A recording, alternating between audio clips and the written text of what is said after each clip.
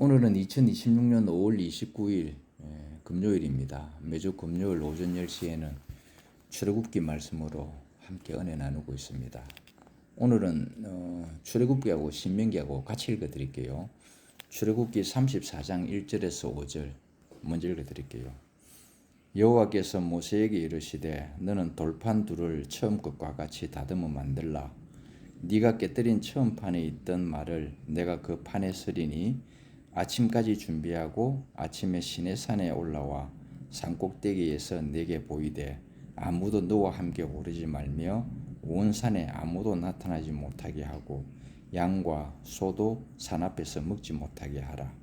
모세가 돌판 둘을 처음 것과 같이 깎아 만들고 아침에 일찍이 일어나 그 두 돌판을 손에 들고 여호와의 명령대로 시내산에 올라가니 여호와께서 구름 가운데에 강림하사 그와 함께 거기 서서 여호와 이름을 선포하실세. 그 다음에 신명기 10장 1절에서 5절까지입니다. 읽어드릴게요. 그때 여호와께서 내게 이르시기를 너는 처음과 같은 두 돌판을 다듬어 가지고 산에 올라 내게로 나아오고 또 나무개 하나를 만들라. 네가 깨뜨린 처음 판에 쓴 말은 내가 그 판에 쓰리니 너는 그것을 그 궤에 넣으라 하시기로 내가 조각목으로 궤를 만들고 처음 것과 같은 돌판 둘을 다듬어 손에 들고 산에 오르매 여호와께서 그 총의 날에 산 위에 불 가운데에서 너희에게 이르신 십계명을 처음과 같이 그 판에 쓰시고 그것을 내게 주시기로 내가 돌이켜 산에서 내려와서 여호와께서 내게 명령하신 대로 그 판을 내가 궤에 넣었더니 지금까지 있느니라. 지난 시간에 첫째 돌판과 둘째 돌판에 말씀드렸습니다. 첫째 돌판은 인간의 그 욕심, 탐심으로 인해서 우상숭배로 인해서 깨져 버렸습니다. 하나님과의 우리 사이의 언약은 상방간에 지키기로 하는 언약인데 우상을 섬기는 바람에 인간의 탐심에 의해 가지고 그것이 깨어져 버렸습니다. 그래서 두 번째 돌판은 사람이 직접 다듬어서 올라오라 했습니다. 모세에게 네가 직접 깎아서 오라. 그것은 처음 돌판을 자세히 상세히 보지 않으면 그거 똑같이 만들 수 없어요. 그 사이즈라든지 그런 것들이. 그러니까 우리는 예수님이 첫 번째 돌판의 표본인 것입니다.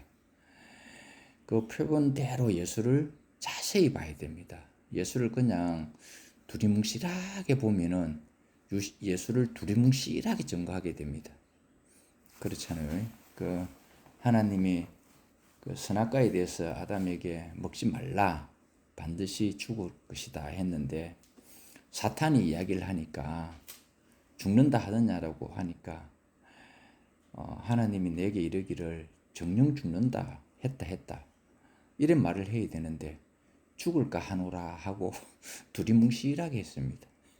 사람은요 자기가 하고 싶은 게 있으면 그렇게 말을 합니다.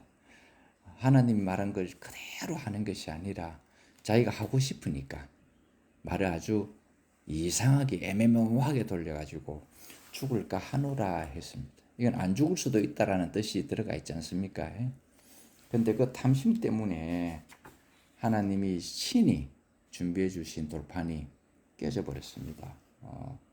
그 깨진 돌판이 바로 우리 주 예수 그리스도의 십자가의 죽음이고 예수 자신입니다. 그 표본입니다. 그 본대로 우리가 다시 깎아야 됩니다. 이거는 나를 예수의 표본대로 깎아야 하나님의 말씀이 우리에게 새겨진다 그랬습니다. 그래서 오늘 제목은 하나님 곧 말씀이 내려오시는 곳으로 우리는 올라가야 됩니다. 하나님이 부르셨습니다. 내가 다시 네게 말씀을 할 테니까 너는 산으로 올라오라 그랬습니다. 우리는 하나님이 부르시는 곳으로 가야 합니다. 우리 마음대로 하나님을 찾는다고 하나님이 계시지 않습니다. 우리가 종교 안에서 생활할 때에 내가 종교 안에서 생활할 때에 무소부재하다라는 이야기를 했습니다. 안 계신 곳이 없다 그래 들었습니다. 근데 아니더라고요. 하나님은 계신 곳이 있어요. 하나님이 말씀하시는 곳이 있다. 모세를 부를 때에도 시내산에서 불렀지 아무 데나 안 불렀습니다. 시내산은 하나님이 계신 시내산은 모세에게서는 어떤 곳이었느냐면 마지막 서쪽이었습니다. 그러니까 인간이 갈 수 있는 곳까지는 갔다 이 말입니다. 인간이 할 수 있는 곳까지 하고 인간이 갈 수 있는 곳까지 가고 인간의 능력이 닿는 곳까지 갔다. 그것이 서쪽 끝이었습니다. 그 서쪽 끝에서 하나님이 모세를 불렀다라는 것입니다. 그러니까 우리는 우리의 가능성이 끝나야 다시 하나님으로 시작하는 거예요. 그래서 하나님은 모세에게 산으로 올라오라 그랬습니다. 산은 하나님이 사람을 위하여 내려오시는 곳입니다. 그곳에 머무시고 산에서 또 땅으로 내려오시고 땅에서 성막으로 오시고 성막에서 성전으로 오시고 성전에서 우리 몸으로 오시고 그랬습니다. 하나님은 계속 가까이 오셨죠. 그러고는 결국 우리와 연합체가 되어버렸다 이것입니다. 하나님과 사람이 연합체가 된 것을 우리는 그것을 그리스도로 합니다. 이 그리스도는 하나 가지고는 안 됩니다. 그리스도는 하나 가지고 안 되고 건축이 돼야 하나님의 완전한 모습이 나타난다 이것입니다. 그러니까 하나님이 사람을 위하여 내려오는 곳으로 사람이 가면 하나님은 그곳에서 말씀을 주신다라는 것입니다. 하나님이 우리에게 말씀을 주시는 이유가 딱 한 가지 있습니다. 우리 보고 잘 먹고 잘 살아라 하는 것이 아니고 하나님 자신의 거처를 마련하시려고 그러는 것입니다. 하나님의 말씀은 뭐 괜히 우리에게 주시는 게 아닙니다. 하나님 자신이 말씀을 통하여 우리를 통하여 육신이 되어 건축이 돼 자기 자신의 거처가 되게 하려고 그랬다 했습니다. 하나님은 이 산에서 모세와 대면했고 그리고 이스라엘 백성들을 위하여 말씀을 우리에게 주셨다는 것입니다. 그러니까 이 말씀은 곧 생명의 말씀이고 이 말씀이 우리 신비에 새겨졌다라는 것은 말씀이 육체가 됐다라는 뜻이고 말씀이 육체가 됐다라는 뜻은 말씀이 실제가 되었다. 우리의 삶이 되었다. 우리의 증거가 됐다라는 것입니다. 말씀은 있는데 삶이 없으면 그것 또한 좀 이율배반적인 것이죠.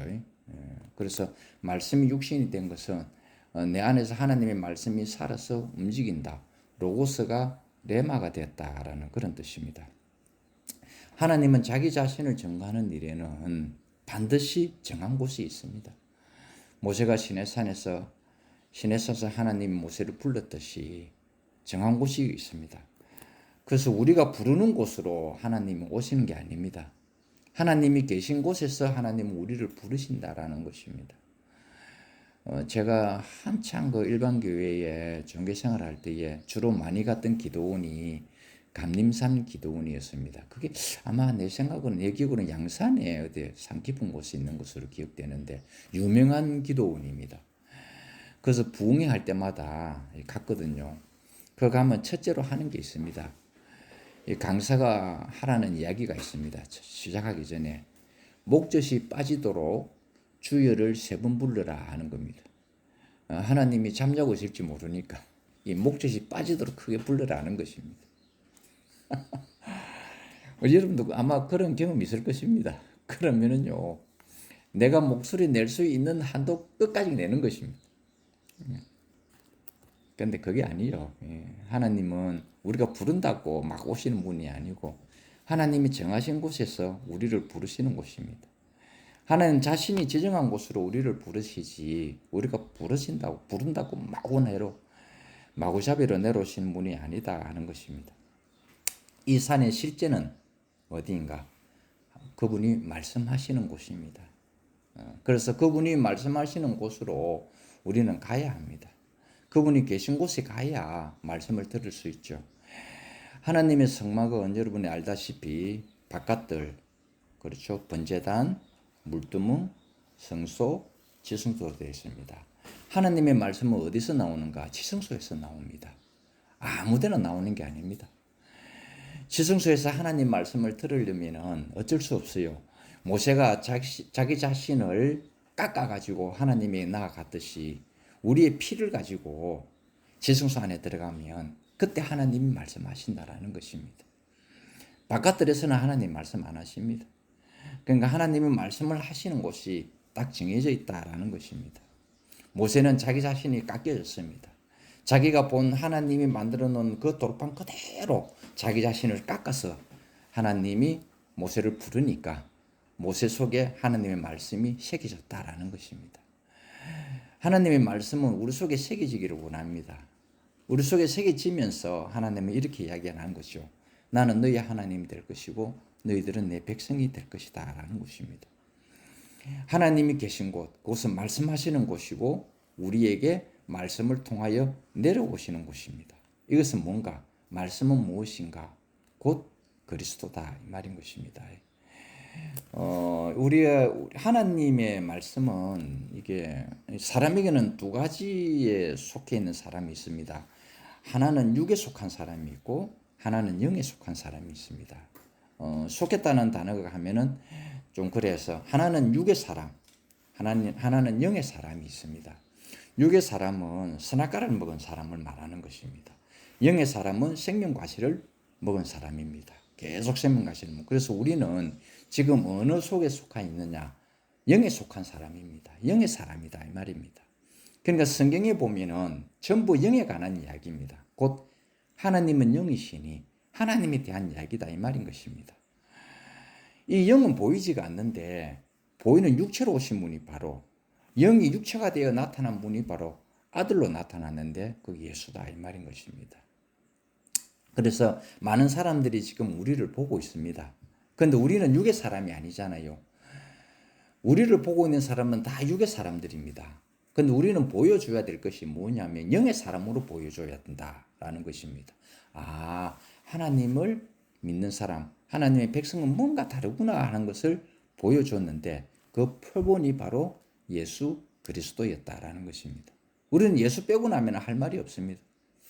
안 그렇습니까? 우리가 뭐 자랑할 것이 있습니까? 뭘 자랑하겠습니까?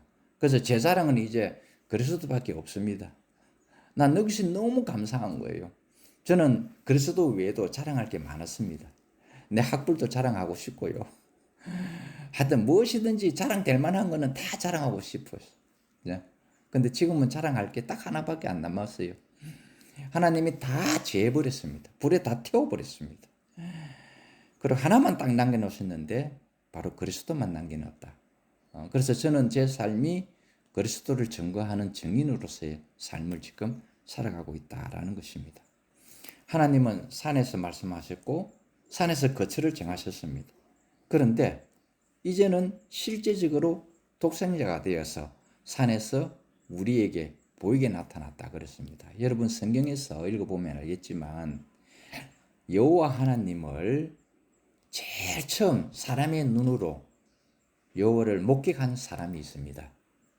모세도 여호와의 모습을 등만 봤습니다.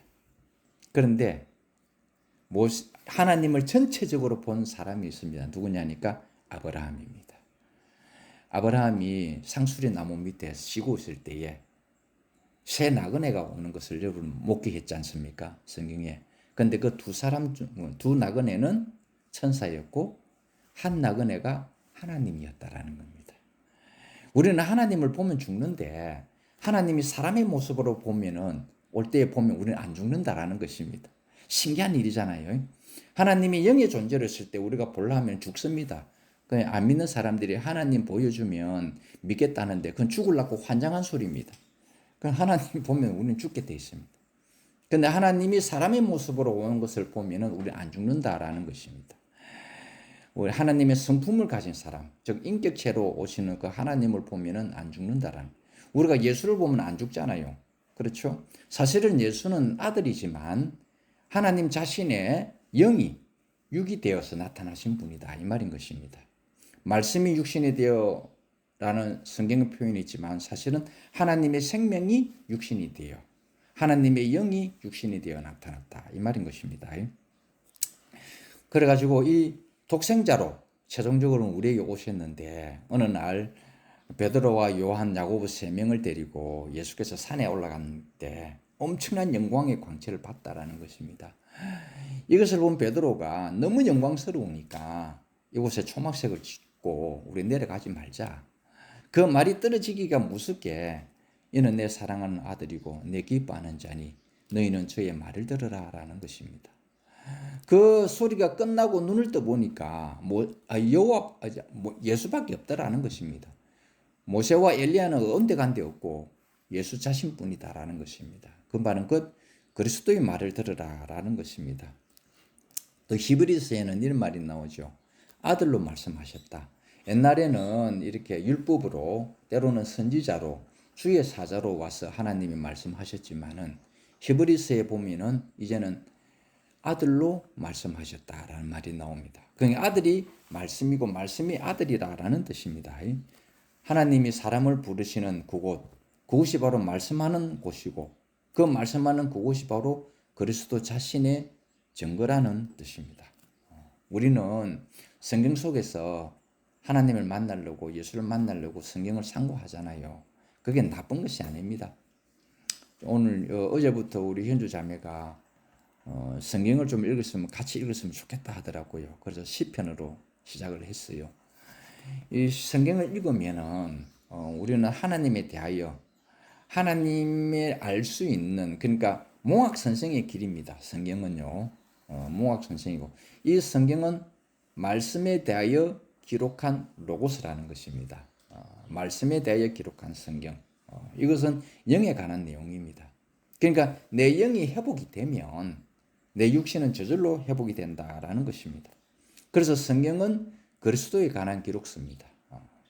모든 성경은 하나님의 호흡으로 됐다. 그렇습니다. 우리 한글 번역에는 모든 성경이 하나님의 감동으로 됐다 표현되어 있지만 실제 그 원어적으로 들어가 보면은 모든 성경은 하나님의 호흡으로 기록됐다. 그러니까 이 성경을 읽는다는 것은 호흡한다는 뜻입니다.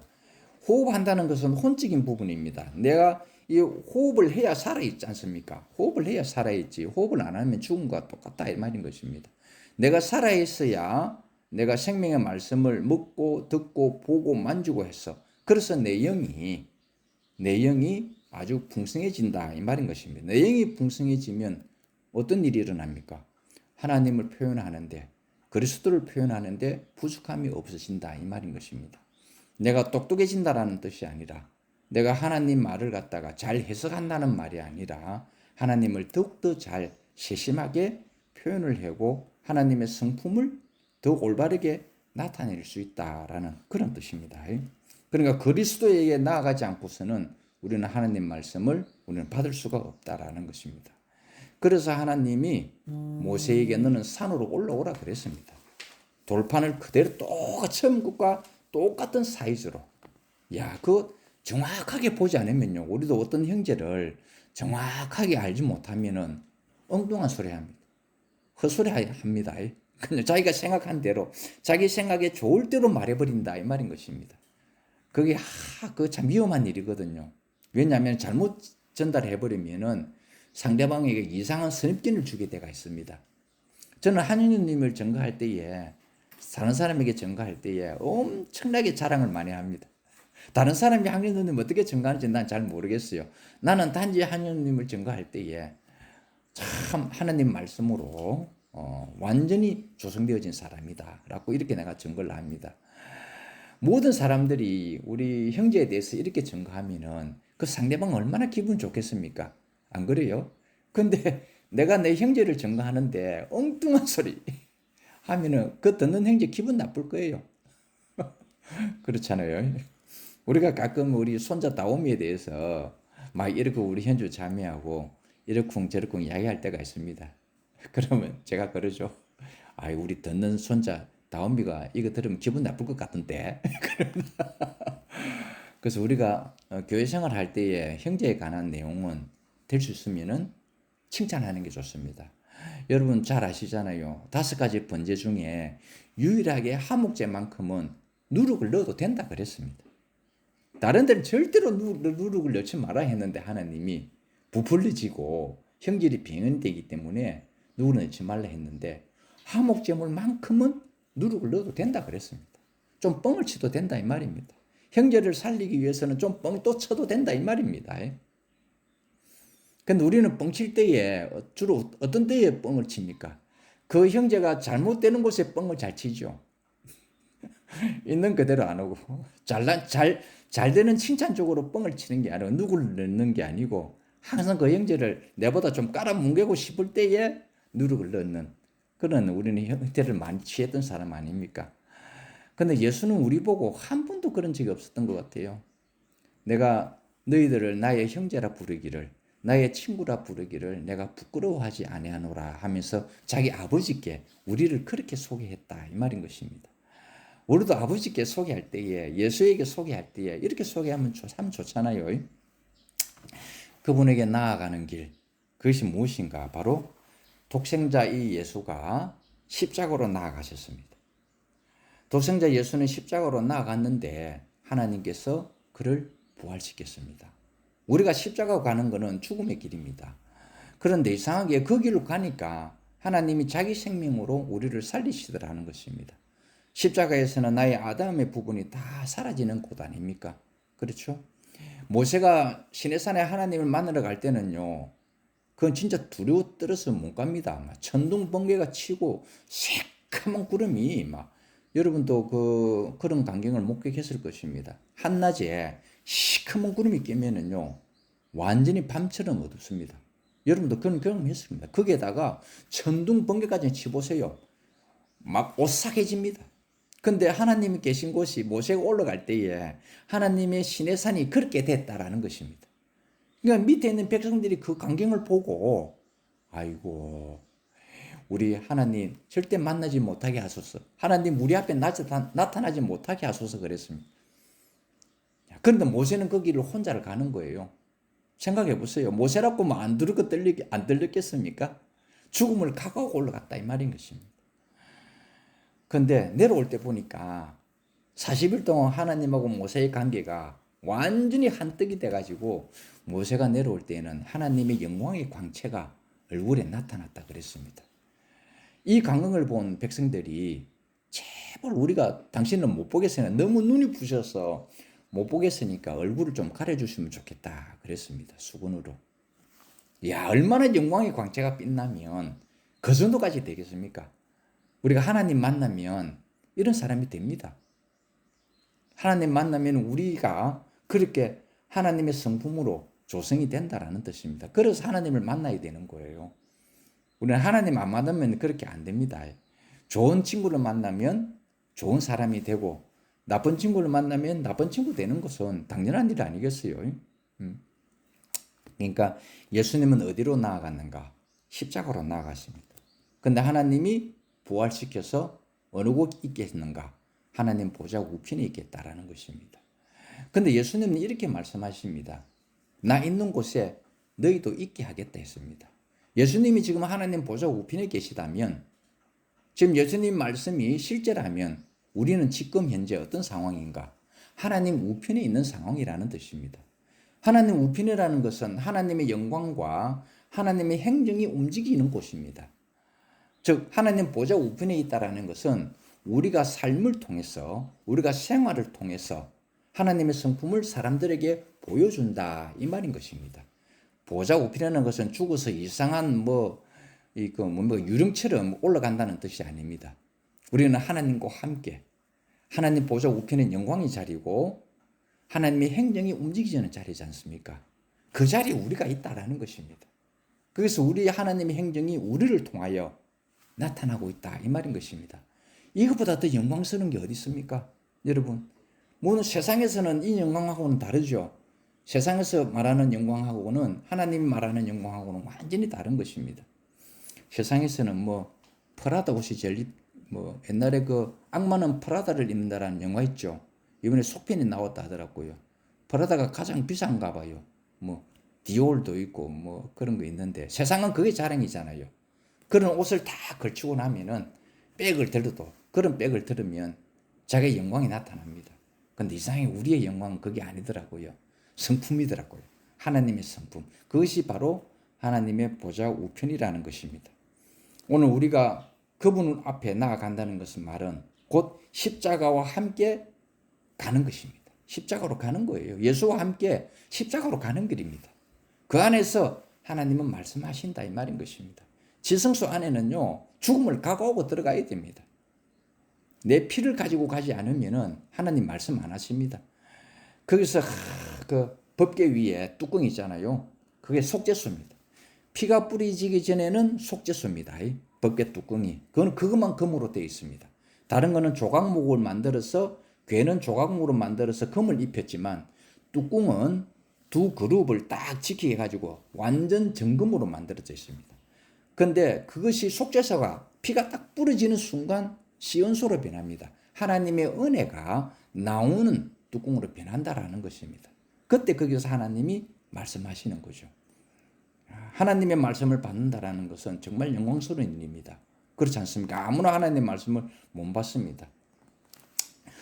사울이 다마스커스 언덕을 넘어서 반대편에 있는 예수 믿는 자들을 죽이러 갈 때에, 잡으러 갈 때에 뭔가 음성을 들었는데 다른 사람들 군사 몇백 명을 이끌고 갔거든요, 사울이.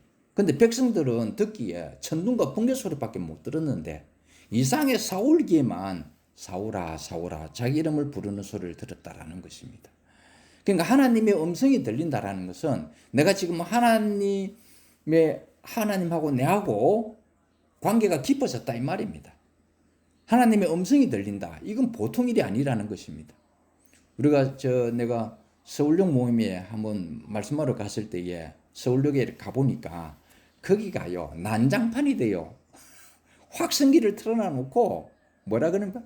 예수, 천국, 불신, 지옥, 또 한 곳에서는 뭐 천리교가 또 한 곳에서는 뭐 다른 종파가 막 확성기를 틀어놓고 있으니까 막 와 진짜 저래가 예수 전해지겠나 싶은 생각이 들었어요. 서울역이 그렇더라니까요. 시끄러워가지고요. 각종 종파들이 나와서 마이크 대고 확성기를 틀어놓는데 좀 물론 하시는 그들이 자기 것들이 좋아서 그렇게 하시겠지만 그게 하나님하고 무슨 상관이 있습니까? 자기 영광을 찾는 길 아닙니까? 그래서 우리는 그분에게 가는 길, 그리스도에게 가는 길은 그분과 함께 십자가에서 함께 죽고 십자가에서 함께 부활하는 것입니다. 이게 그분께 나아가는 길입니다. 지금 우리가 가는 길이 바로 그 길이다 이 말인 것입니다. 십자가는 바로 그분께로 가는 관문입니다. 옛것이 끝나고 새것이 시작되는 관문이 바로 십자가입니다. 십자가는 정말 우리에게 주신 하나님의 굉장히 큰 선물이라는 것입니다. 나는 이 십자가보다 더 큰 선물은 모르겠어요. 그래서 십자가 사도 바울이 나는 오직 십자가에 못 박힌 그리스도만 증거하노라 한 말이 너무나 아멘이 되는 거예요. 그 십자가 안에는 우리의 죽음이 포함되어 있습니다. 예수의 죽음뿐만 아니라 우리의 죽음까지 모든 것이 포함되어 있습니다. 그런데 부활하실 때에 우리도 포함해서 부활했기 때문에 우리의 삶은 곧 부활의 삶이라는 것입니다. 전에는 육의 사람이었습니다.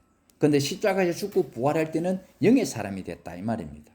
그래서 이 성경을 읽을 때는 영에 관한 내용입니다. 여러분 다른 거 아닙니다. 성경은 전부 영에 관한 내용인데 단지 그것을 성령이라고 표현하는 것입니다. 그런데 이상하게 영의 앞에 성자만 붙어도 알레르기 반응을 일으키는 사람들이 있습니다. 그 알레르기 반응을 일으킬 일이 아니고 성경 자체가 성령에 관한 이야기입니다.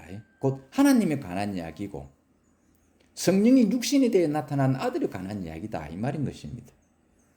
그 알레르기 반응을 일으킬 필요가 없잖아요. 그건 정상적인 거니까요. 우리는 모두 그 안에 있습니다. 하나님이 내려오시는 곳으로 하나님의 말씀이 내려오는 곳으로 우리는 올라가야 되는 것입니다. 말씀이 있는 곳에 가야지 말씀이 없는 곳에 가봐야 뭐가 뺏기는 줄 압니까? 혼만 나갑니다. 세상에 나가면 우리 혼 빠집니다. 혼 빠진다고요. 이 혼이 빠지면은 영은 저절로 사라져 버리는 것입니다. 이게 나는 혼이 빠져도 영은 살아있다. 그 말은 맞는 것 같지만 안 살아있습니다. 그 사람은 살아있다는 이름은 있으나 실상은 죽은 자입니다. 우리가 세상 일을 열심히 하다 보면은 세상에 눈이 돌아가는 순간에 우리는 혼이 나간다 그러죠. 바로 하나님의 신이 나가버립니다. 사울 왕이 왜 정신병자가 됐는가? 하나님의 신이 나가서 그런 겁니다. 제가 그걸 경험했거든요. 제가 톡톡히 경험했습니다. 완전히 사울 왕처럼 제가 경험했습니다. 하나님의 말씀이 내가 빠져나가 버리니까 나 완전히 정신비자가 되더라고요. 공황장애 일어났어요. 나 완전히 그때 진짜 혼났습니다. 근데 하나님 말씀이 들어오기 시작하면서 내 모든 영혼과 몸이 회복이 되더라고요. 나는 사울 왕이 경험한 그것을 그대로 경험한 사람입니다. 야, 진짜 말씀이 빠져나가니까 정신 나간 사람이 되더라 이 말인 것입니다. 완전히 육의 사람만 되는 거예요. 육이 좋은 것이 보이고 육이 부한 것이 보이고 육의 명예가 그게 보이고 그런 사람이 되더라 이 말입니다. 우리는 하나님이 내려오시는 곳, 하나님은 예수와 함께 이 땅에 육신으로 내려왔지 않습니까? 우리 축복이에요. 하나님이 그 정도로 우리를 사랑하신다 이 말입니다. 우리 다른 길 찾지 맙시다. 오직 그리스도라는 이 길은 십자가의 길인데 이 길에서 벗어나지 맙시다 우리. 그러면은 우리는 틀림없이 하나님과 연합된 사람으로서 하나님의 성전이 된다라는 것입니다. 천하 인간의 다른 이름으로 구원 얻을 이름을 주신 일이 없다 하고 사도행전 4장 12절에 나와 있습니다. 그분은 생명나무로서 노아에게 나타나셨고 아브라함에게 나타나셨고 모세에게 나타나셨고 다윗에게 나타나셨고 선지자들로 인해 가지고 말씀으로 우리에게 나타났다라는 것입니다. 그분은 계속해서 우리에게 말씀으로 오시는 분입니다. 전에도 말씀으로 오셨고 지금도 말씀으로 오고 앞으로도 계속 말씀으로 오실 거예요. 근데 그 말씀이 우리에게 오는 순간 우리는 레마가 되는 거예요. 육신이 된다 이 말인 것입니다. 살아있다 이 말입니다. 보여줘야 될 거 아닙니까? 하나님을. 물로 통해서 보여주겠습니까? 우리를 통해서 밖에는 없다 이 말인 것입니다. 그분은 말씀하시려고 우리에게 내려오시는 분입니다. 그리고 최종적으로는 아들로 말씀하신 것입니다. 히브리서 1장 2절에 기록되어 있죠. 최종적으로는 아들로 말씀하십니다. 그러니까 그 아들이 누구냐? 바로 여러분입니다. 여러분이 말씀하지 않으면 누가 듣겠습니까? 아니 말씀하는 자가 없는데 누가 듣는단 말입니까? 듣는 자가 없는데 어떻게 믿어지게 되겠습니까? 안 그렇습니까? 그러니까 여러분이 말씀이 육신이 된 사람이니까 여러분에 의해서는 말씀밖에 나올 게 없을 겁니다. 아마 내가 틀림없을 겁니다. 여러분 볼 때 여러분이 말해봤자 주의 말씀밖에 할 사람 아니에요. 그렇죠? 다른 세상 이야기는 아마 안 할 것 같아요. 여러분이. 그러니까 여러분이 바로 하나님의 증거고 하나님의 자랑이다 이 말인 것입니다. 마지막은 아들로서 나타난다. 아들로서 내려오신다라는 것입니다.